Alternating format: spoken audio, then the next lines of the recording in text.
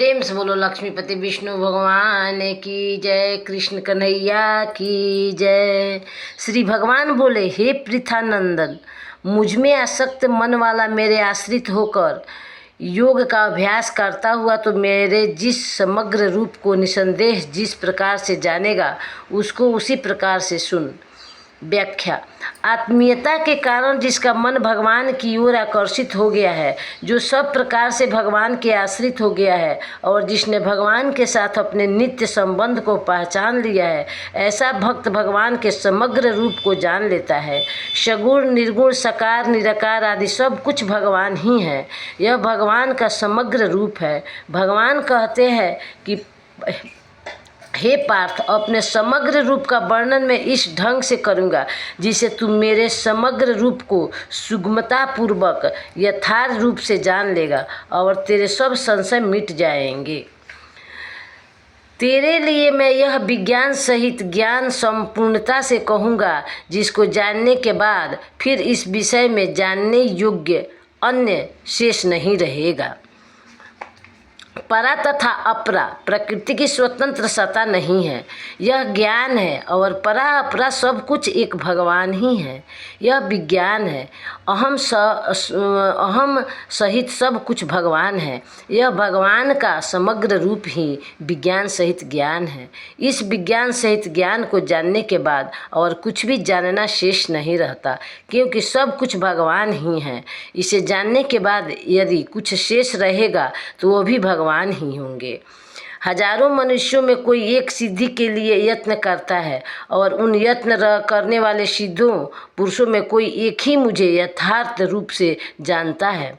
वास्तव में परमात्म तत्व की प्राप्ति कठिन या दुर्लभ नहीं है, प्रत्युत परमात्म प्राप्ति के मार्ग पर चलने वाले बहुत कम हैं। अधिकतर मनुष्य सांसारिक भोग और संग्रह में ही रचे पचे रहते हैं।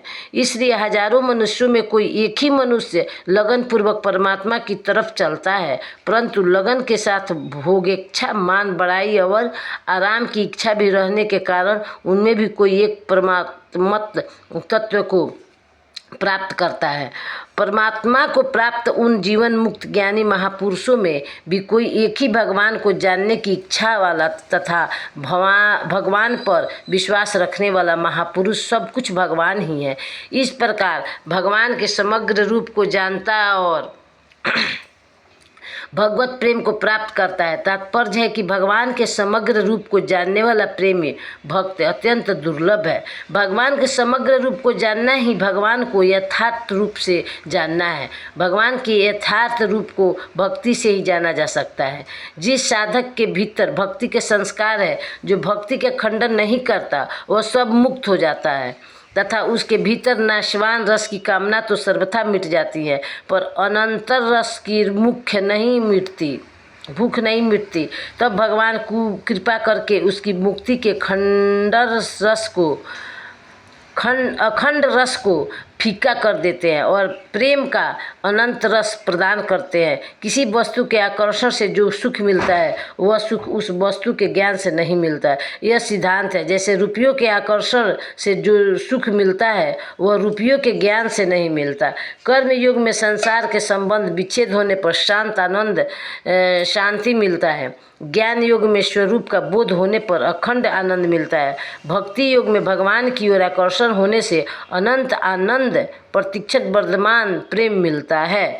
प्रेम से बोलो लक्ष्मीपति विष्णु भगवान की जय, सियावर रामचंद्र की जय, कृष्ण कन्हैया की